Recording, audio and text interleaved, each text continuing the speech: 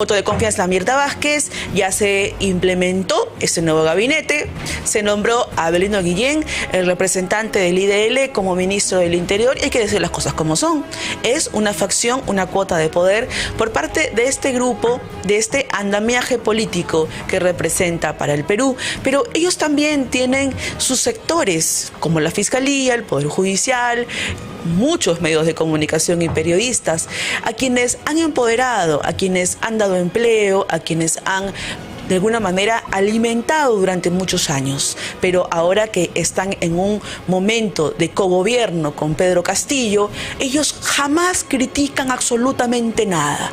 O sea, está bien, les han dado empleo, les han dado ministerios, están cogobernando con Verónica Mendoza y Pedro Castillo el Perú, pero señores, no se dejen ver el fustán demasiado. Sean críticos, sean conscientes, sean coherentes. Así como también critican a sus enemigos políticos, háganlo también, porque el gobierno se maneja con los fondos del Estado. Estamos hablando del país. No estamos hablando de enemigos, de opositores políticos o de partidos políticos solamente. Estamos hablando del futuro del Perú, de nuestras generaciones, de nuestra economía, de la posible tercera o cuarta ola que se venga, de hospitales, de enfermos, de crisis sanitaria y millones de desempleados. Entonces, lo único que les quiero decir es que no sean tan rastreros. 9:12 de la mañana, ya estamos en vivo con una mujer increíble, una mujer valiente, una mujer que para mí es alucinante cómo pudo enfrentar sola todo este andamiaje político del hombre más poderoso del país, de ese hombre cuyas encuestas millonarias decían que tenía entre 70-80% de apoyo, de popularidad, de respaldo del pueblo. Incluso no existía un solo periodista, y esto sí lo reafirmo, lo confirmo y lo sostengo, no existía un solo periodista que se atreviera a criticarlo públicamente, porque si lo hacía, automáticamente un ejército de periodistas políticos, de comunicadores, de asesores y etcétera, caían con palo. Karen Roca ya está aquí en nuestros estudios. Karen, bienvenida. ¿Cómo estás? ¿Cómo te sientes? Claudia, muchas gracias por la invitación. Realmente no esperaba salir a ningún medio, pero bueno, ya estamos aquí y nuevamente gracias. Yo te quiero preguntar, porque como mujer, como madre, tú también tienes a cargo tu hogar, a tus padres y un matrimonio que sobrellevar. ¿Cómo pudiste enfrentar sola? Porque tenías no solo críticas en tu familia, como sucede con muchas personas, sino además tenías a todo el Perú básicamente en tu contra, engañado por supuesto, pero en tu contra. Bueno, fue una etapa muy difícil para mí. Yo la empecé a vivir a inicios de la pandemia del año 2020 y realmente cuando salió todo este tema del escándalo que es de público conocimiento, el tema swing, hubo una preocupación dentro de mi entorno laboral. Y es ahí donde comienza toda esta historia, se podría decir. Para mí fue muy difícil afrontarlo sola, porque sí estuve sola. Realmente cuando uno pasa estos temas es donde tú sabes valorar quiénes están contigo en las buenas y en las malas, ¿no? Viví un proceso muy difícil porque lo único que se quería en ese momento era que yo me inmole, ¿no? Que yo me eche la culpa. Que tú asumieras toda la responsabilidad. Vamos a poner en contexto y a escuchar para que se entienda, ya un año después, para que se entienda por qué tú decides publicar este audio, aun cuando sabías que la justicia, que el poder político, que la oposición iba a hacerte leña. Vamos a escuchar este audio en el que Karen Roca conversa con Martín Vizcarra y él le pide que simplemente mienta, esconda la verdad, manipule, ¿para qué? Para que él salga libre de toda culpa. O sea, eso vas a tener que decirlo en función del reglamento de organización y funciones, dice que eso tal cosa, y luego te dice la pregunta, eso ya, pregunta 2, pregunta 3, o sea, todo eso ya tiene que estar aquí. Luego, claro, y si me preguntan sobre tal cosa, voy a decir tal. Y si me preguntan sobre Iván Zapata, voy a decir tal. Y si me preguntan sobre acá tenemos un documento que hay otros ingresos. No había ingresos.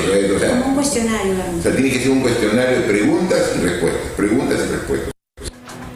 Te decía, las preguntas que tú debes responder. Martín Vizcarra de alguna manera la reunía a ti como asistente y a Miriam Morales, que era su jefa de, bueno, era su secretaria, ¿no? ¿Cuál es el cargo específico que tenía Miriam Morales en el gobierno? Porque ella hacía de todo. Era la señora multioficios allí. Era la confidente, era la secretaria, era la asistente, por ratos era la premier también, porque ella usurpaba las reuniones del premier. Mira, como tú lo has dicho, bueno, tenía todos los cargos, pero su cargo en general era la secretaria general de Palacio. Administrativamente era la secretaria general. Entonces ella tenía que coordinar contigo todo lo que concernía al presidente vacado. Todo lo que es la agenda presidencial, ¿no? En todo caso, yo la llenaba. Ingresaba a las reuniones previa coordinación con el presidente y luego coordinaba con ella directamente, lo agendaba y salía, ¿no? Karen, tú decides grabar estas reuniones porque no era la primera vez que te pedía que mintieras. ¿Cuántas veces te pidió que mintieras? Mira, desde que inició todo este proceso, que fue en el mes de marzo, abril, viví todos los meses hasta que salí a mi casa a trabajar remotamente, ya en un acto forzado. Ya estábamos en la pandemia, ¿no? Y leíamos titulares como estos que hemos puesto hace rato, de que Perú era el tercer país con el mejor manejo de la pandemia según Ipsos. O sea, según esta encuestadora, Perú tenía el mejor manejo de la pandemia en el mundo, ¿no? El tercer país. Es alucinante que salga, y por supuesto en el diario favorito del señor Vizcarra. Mira, te quiero aclarar un punto. Yo decido grabar los audios en una medida extrema para protegerme. Ya la presión era muy, muy fuerte hacia mi persona. Cada cosa que iba saliendo semana a semana, porque fueron semanas en mi contra, yo las sabía previamente porque me las avisaban. Me decían, renuncia si no sale este video de tu familia. Renuncia o si no va a pasar esto. O sea, a ti te extorsionaban en Palacio de Gobierno. Exacto. Para que te echaras la culpa. Exacto. Y para que renuncies. O sea, para que tú asumieras todo este pasivo y te fueras a tu casa con el cartel culpable en la cara. Y no solo me fuera a mi casa, sino que una vez que yo renunciara, se me ofrecía tener un cargo bien remunerado en una mina. ¿Quién te ofrecía el cargo en una mina? Y muchas cosas más. Bueno, ya lo debes entender. Yo quiero ser muy cuidadosa con este tema porque todavía el proceso aún no ha terminado. Entiendo. Y yo, por respeto a la memoria de mi papá, que ya no está aquí, quiero solamente decirte, ¿no? Grabé esos audios, en un momento lo negué, porque tuve mucho miedo, pero realmente lo hice porque nadie me iba a creer, Claudia. No, nadie te iba a creer. Nadie me iba a creer si yo no tenía una prueba. Aún escuchando, creo que mucha gente te ataca para poder aplicar el plan de la negación, para que finalmente este señor salga libre de polvo y paja. Hablan solamente de una traición de mi parte. Y yo te pregunto, ¿yo traicioné o me traicionaron? O sea, quisieron de que yo me inmole, que yo me eche la culpa. Ahorita yo de repente estaría económicamente muy bien, ¿no? Pero ¿qué pasaría? Estuviera con todo el proceso de la fiscalía encima mío. Yo tengo una familia. Tengo mi madre, que no vive conmigo, ella vive en provincia. Perdí a mi papá en todo este proceso. Lo que más lamento en toda esta historia es que perdí a mi papá.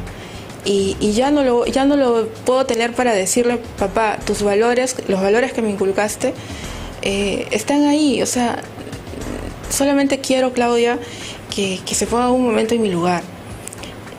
Ha sido muy duro este proceso. A mí los abogados, ya los buenos abogados, que conseguí gracias a mi papá y a mi mamá, me dijeron que no lea los periódicos, que no lea las redes, que no te afectó muchísimo todo este proceso. Y quiero preguntarte por qué.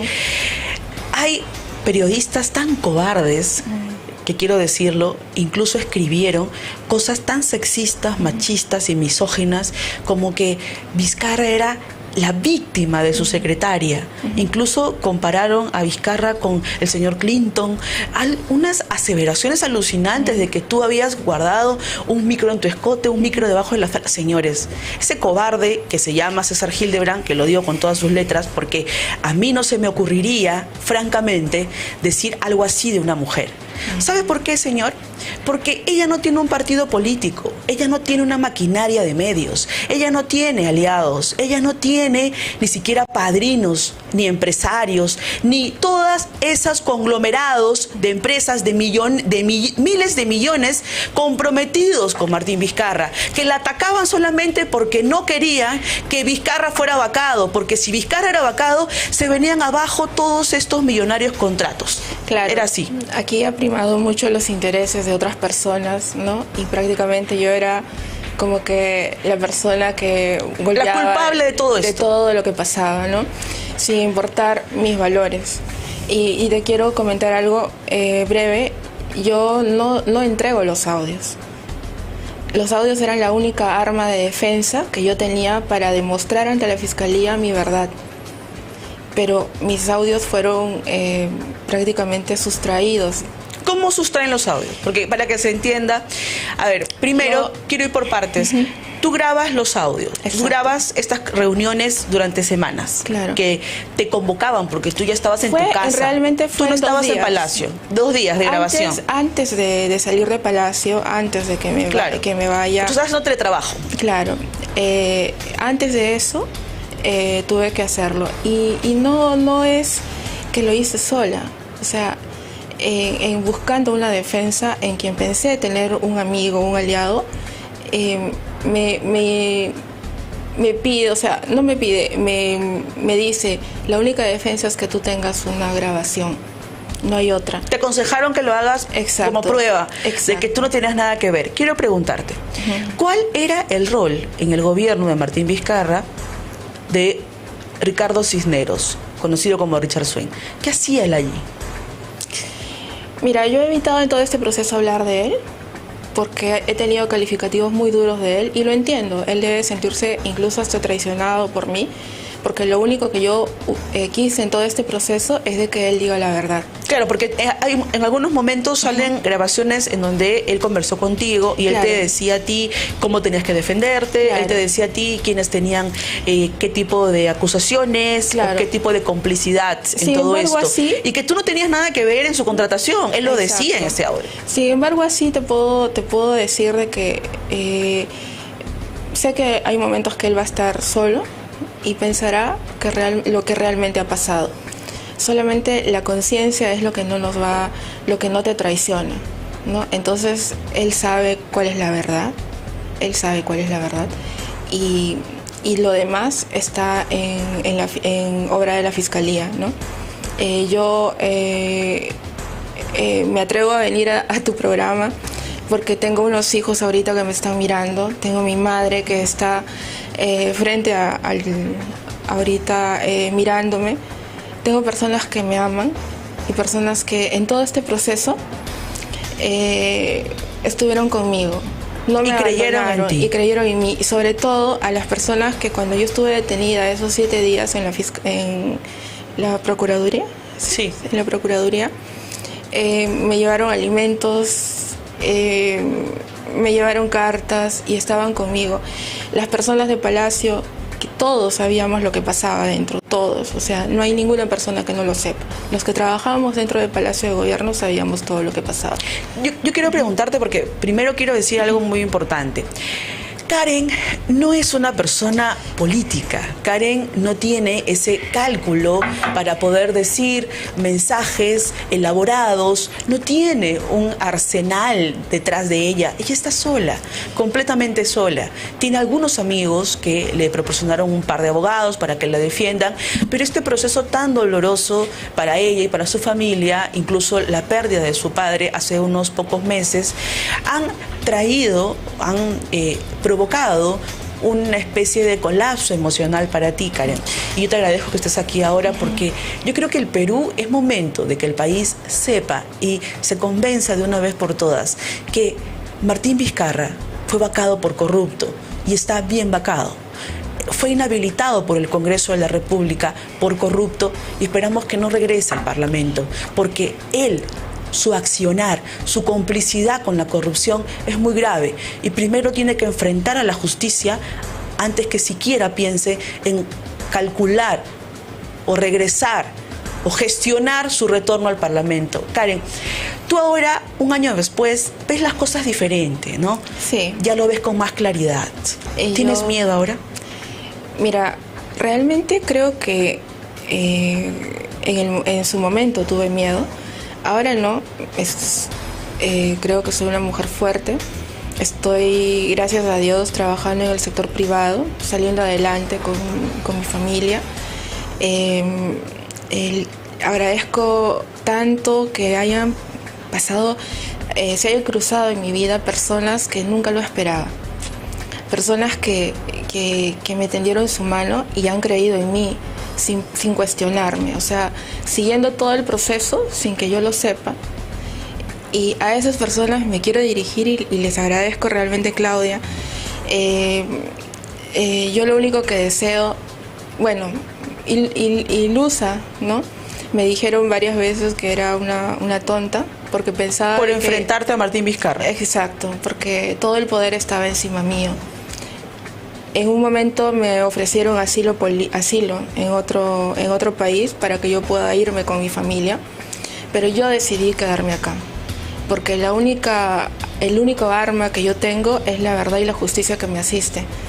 Y yo, en el fondo, aunque dudé mucho de todo este tema, siempre tuve la esperanza de que yo iba a salir de esto. Ahora, todo esto se formó, todo este escándalo, e incluso involucrarte en un tema que no tenías nada que ver, todo esto ocasionó Martín Vizcarra por no decir la verdad. Nada más. O sea, tan fácil era salir y decir, sí contraté a Ricardo Cisneros como mi asesor o lo recomendé en el Ministerio de Cultura y nada más. ¿Por qué tenía que involucrarte a ti y a otra gente de Palacio de Gobierno a arruinar la vida de personas que tenían con él un cargo de confianza?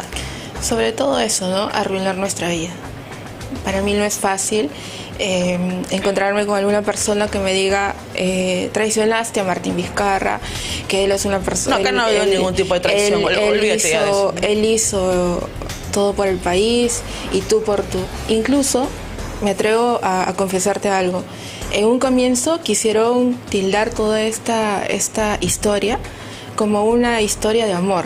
Claro, yo me acuerdo. Me dolió Crearon mucho, esa novela. Me dolió mucho porque si he sido burla en algún momento de lo que te voy a expresar, no, realmente me tiene sin cuidado. Yo al Señor le tenía un aprecio total. No fue un año los que trabajé con Él, fueron años. Y en un momento dije como un padre. Yo siento que el cariño era como una familia. Pero como le dije en un momento, la confianza, la lealtad es de ida y vuelta, no solamente de ida. Por supuesto. Entonces, obligarme a mí a que yo rompa mis principios, a que yo quiebre todos los valores que me han inculcado, especialmente mis padres, nunca lo iba a conseguir. Es lo que yo le inculco ahora a mis hijos, es con lo que yo sigo adelante y créeme, soy fuerte porque se han venido cosas muy duras. Como te digo, sigo enfrentando día a día a las personas que me han tildado de N cosas y también les agradezco porque todo esto es libre, ¿no? Pero no de esa manera, no de esa manera.